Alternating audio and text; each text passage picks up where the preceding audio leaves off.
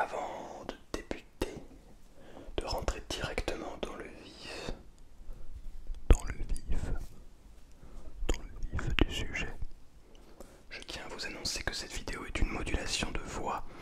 Donc il y aura cette modulation de voix qui, je sais, horripile, non pas horripile, mais plutôt certains ne sont pas, n'apprécient pas particulièrement ce trigger. Donc je tenais tout simplement, pardon, à vous le dire en début de vidéo pour ne pas avoir des commentaires. Ah, je me moque, mais évidemment je n'ai jamais eu de commentaires aussi négatifs. Tout le monde est toujours bienveillant. Donc d'ailleurs merci beaucoup pour ça. Mais voilà, je voulais quand même vous préciser en avance et je vais mettre les micros à la bonne hauteur, histoire que l'on puisse quand même un peu plus s'amuser. Également, je vous invite à vous abonner à cette chaîne YouTube, mais aussi, et je le dis rapidement, j'en parlerai dans la vidéo prochaine jeudi, mais n'hésitez pas à me suivre sur mon compte Twitch. Je fais en ce moment de temps en temps des lives travail, des lives dans lesquels eh bien, je fais des séances de 25 minutes de travail, 5 minutes de pause pendant plusieurs heures pour travailler simplement avec vous. Donc si jamais ça vous intéresse, vous avez besoin de vous concentrer, etc., et qu'on peut le faire, on peut le faire ensemble tout simplement en live Twitch. Et je fais aussi des lives ASMR de temps en temps là-bas. N'hésitez pas, tous les liens sont dans la description évidemment. Sur ce, je vous souhaite une très bonne vidéo. J'ai aussi prévu quelques petits triggers dans cette vidéo. Je vous en dis pas plus et je vous souhaite une excellente relaxation.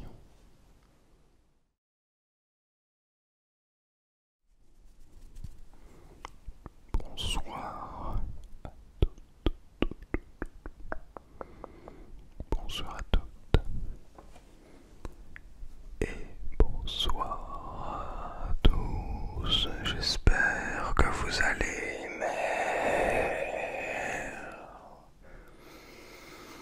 merveilleusement bien ce soir. Je vous retrouve pour cette vidéo de détente,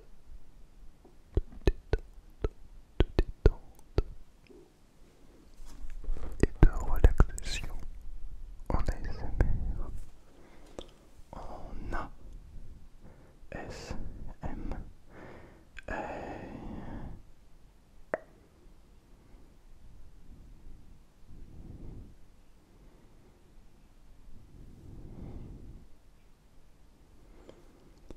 Et dans cette vidéo, nous allons faire du très intense, mais également de la modulation de voix, parce que cela fait extrêmement longtemps que nous n'en avons pas fait.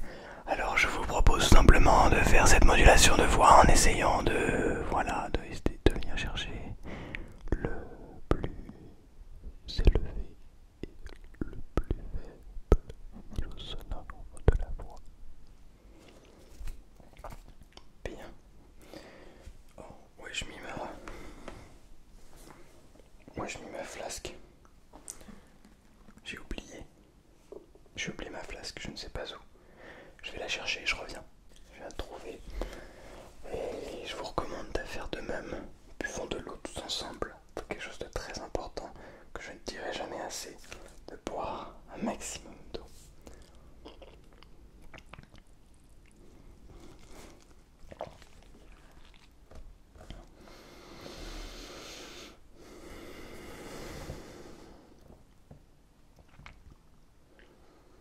Qu'est-ce que cela fait de bien. Incroyable.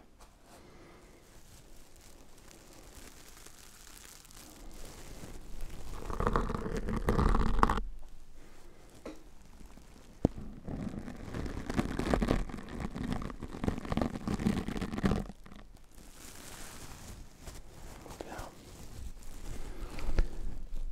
Je n'oublie pas évidemment le petit mot de bonheur et d'optimisme. Au passage, j'espère que vous aimez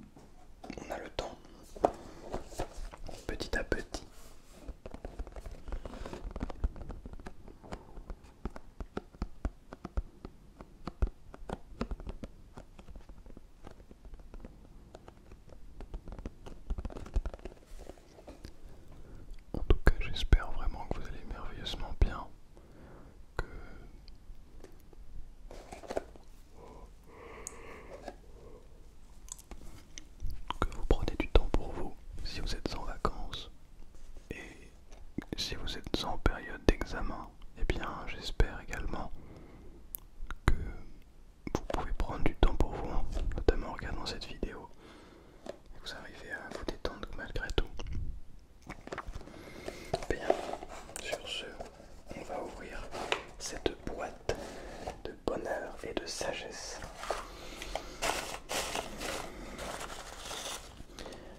Alors, nous allons voir ce qu'il y a à l'intérieur de ce petit papier, sur ce petit mot avec cette petite image. J'espère que cela sera relaxant et surtout optimiste.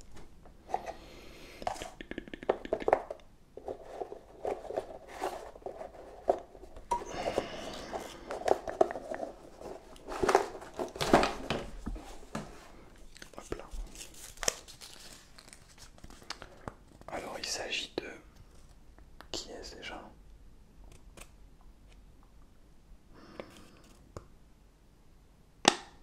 Je ne suis pas sûr. Président américain peut-être. Je ne suis pas sûr de ça. Une icône américaine il me semble. Winston Churchill. Justement. Je ne savais plus exactement. On sait Churchill. Sur la photo. La réussite n'est pas définitive. L'échec n'est pas fatal. C'est le courage de continuer qui compte. La réussite n'est pas définitive. L'échec n'est pas fatal. C'est le courage de continuer qui compte. Je suis tout à fait d'accord. D'ailleurs, c'est drôle de voir certaines personnes qui réussissent. Parce que bien souvent, enfin pas bien souvent, mais parfois, comment dire, j'ai un exemple là. Lorsque j'ai raté mon concours d'entrée dans un établissement d'enseignement supérieur, il y a 2 semaines de cela maintenant, 2-3 semaines, et bien j'étais le seul à avoir raté. Et j'entendais les autres qui avaient passé pas mal de concours et je les entendais dire: ah bah là c'est bon, moi j'arrête de jouer pendant les vacances, j'arrête de jouer pendant un moment, je suis mort quoi. Et c'est intéressant parce que je crois qu'au contraire, c'est dans ces moments là où en fait qu'on ait réussi ou qu'on ait échoué, quand ayant échoué, j'avais juste encore plus envie de taffer et d'être bien plus fort, hein, parce que je savais qu'il me manquait beaucoup pour devenir plus fort. Mais c'est vrai que gagner, réussir, et ben tu te dis bon c'est bon là je suis fort, donc j'ai pas besoin de travailler énormément non plus. Et donc du coup dans une certaine façon t'as l'impression que c'est une fin en soi. Et surtout comme il le dit, que t'as l'impression que c'est définitif, alors que ce n'est pas définitif du tout. Et je vous donne un autre exemple. J'ai couru mon marathon fin d'année dernière là. On a fait moins de 4 heures, ce qui était l'objectif, en plus en négatif split. En gros, on a couru le premier semi-marathon plus lentement que le deuxième. Donc, ouais, c'est ça. Donc, c'est excellent. Enfin, moi, je suis très content de notre résultat. Donc, j'ai fait 3h57 minutes. Mais bref, premier marathon, moins de 4 heures, je suis très content. Et en fait, le truc, c'est que après, j'ai pas arrêté de courir. Parce que c'était la grosse erreur. Mais comme je n'ai pas d'autre objectif, eh bien,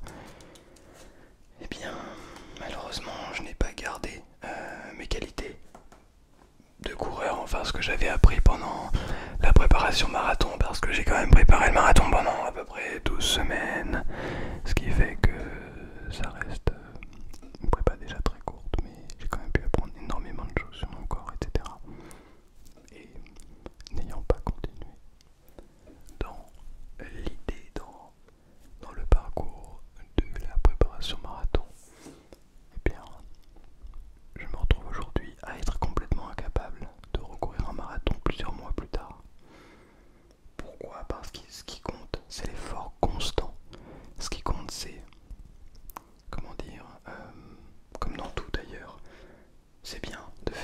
sprint, c'est bien de faire un marathon même. Mais le marathon doit se faire dans la préparation, le marathon doit se faire dans, sur le long terme en fait. Si vous avez un objectif, eh bien il faut que cet objectif vous permette de tenir des années et des années.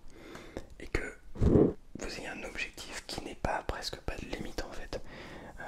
Vous fixez un objectif d'être, je sais pas, très fort, on va dire n'importe quoi en natation par exemple.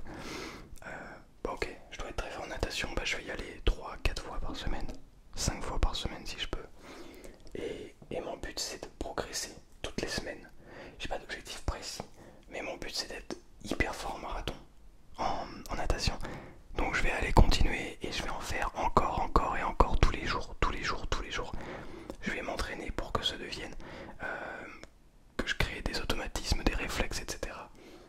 Là, comme je travaille d'un instrument où je dois appuyer sur les 3 doigts là, comme ça, tac, et ben je commence à voir les doigts sont rouges et ça fait un peu mal quand j'appuie. Du coup, et ben ça fait plaisir parce que ça veut dire que ça avance, que tu fais pas les efforts dans le vide, et ça c'est cool. Bref, petite parenthèse fermée.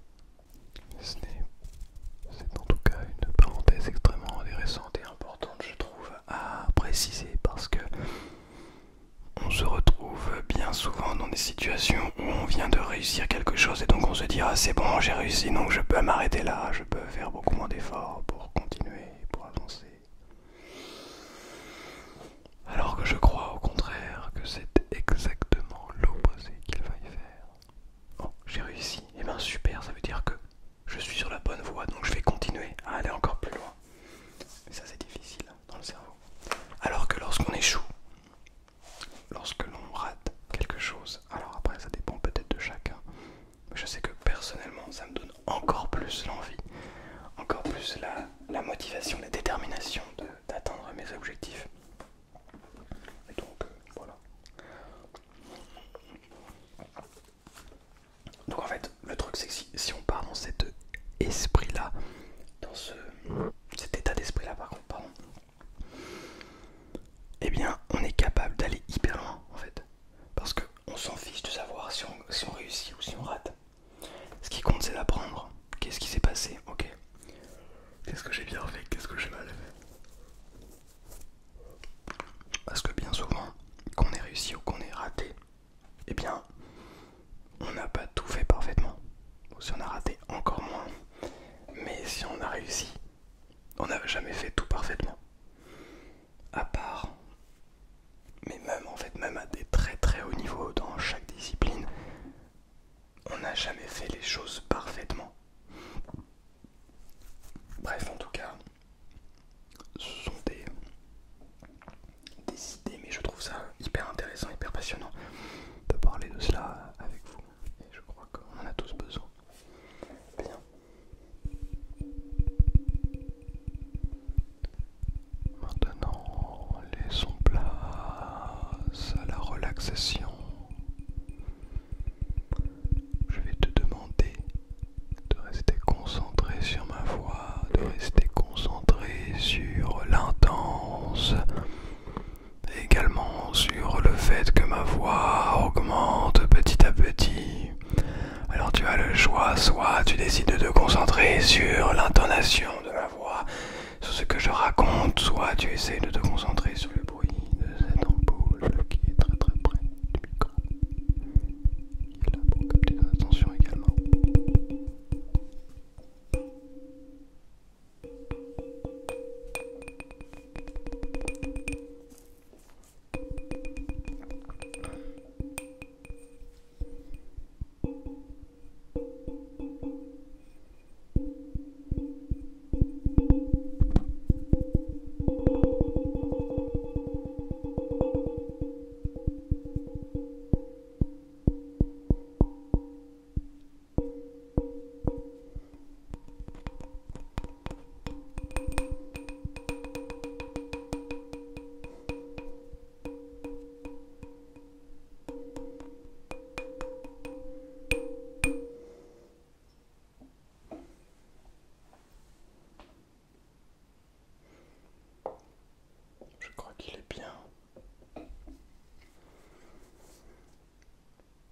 Il est même extrêmement important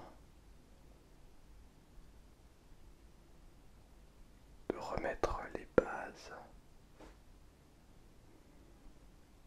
de l'intense. Est-ce que l'intense c'est forcément parler très près des micros? Ou est-ce que l'intense c'est plutôt essayer de ressentir toute cette relaxation, le poids de chaque mot?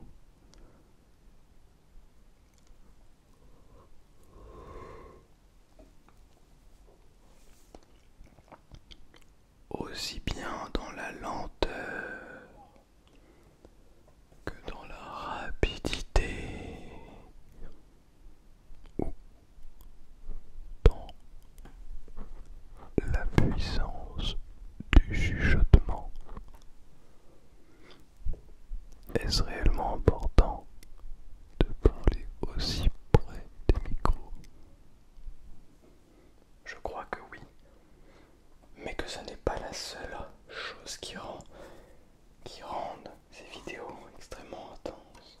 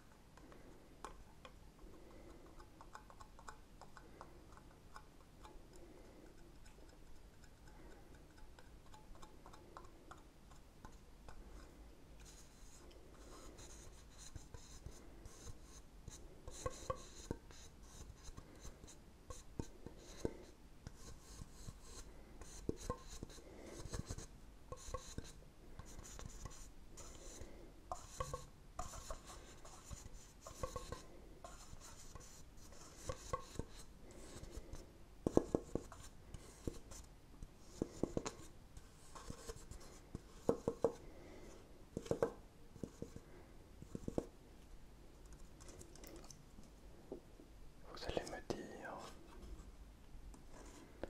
pourquoi ne parles-tu pas dans une vidéo intense? J'aimerais redéfinir ce mot d'intense.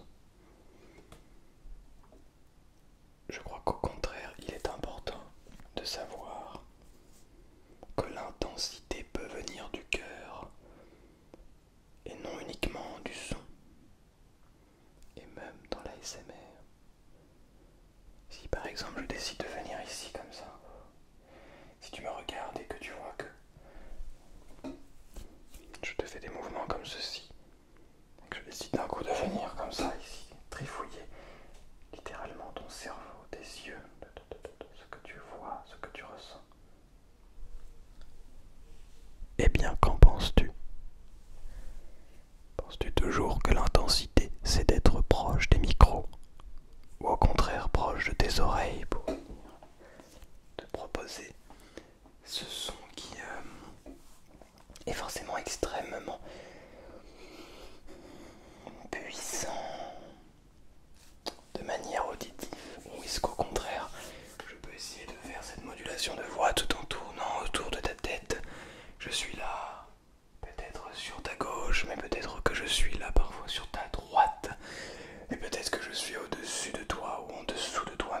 sais pas, tout simplement parce que l'intensité n'est pas simplement une question de placement, mais également une question de résonance du cœur. Il est important de faire cette différence pour comprendre un petit peu mieux pourquoi et comment je propose du contenu intense. Parce qu'en réalité, si l'on réfléchit bien,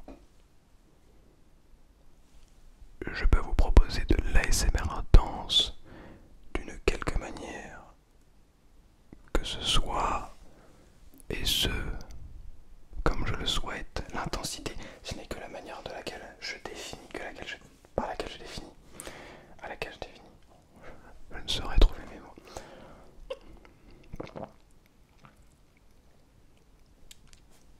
Oui, excusez-moi, je n'ai pas prévenu, mais je m'hydrate de temps en temps, comme je vous invite à le faire, parce que c'est extrêmement important. Cela permet parfois de remettre certaines idées en place.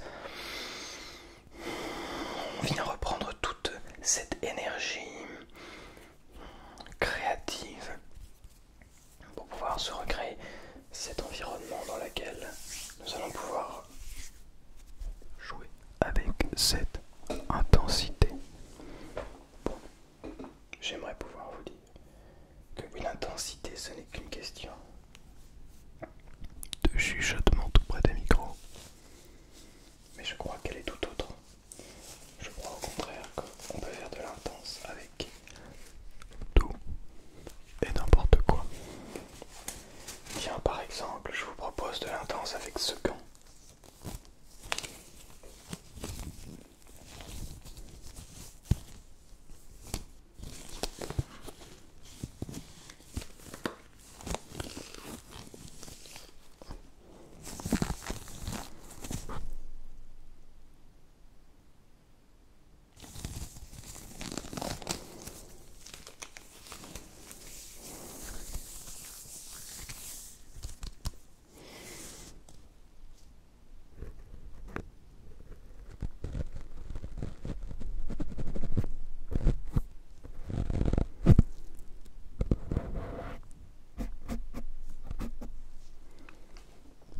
Alors, s'agit-il d'ASMR intense ou au contraire de gratouille sur les micros avec et que cela représenterait donc d'autres triggers? Eh bien, je crois qu'au contraire, on peut mettre dans la catégorie intense absolument tous les triggers. Si je vous propose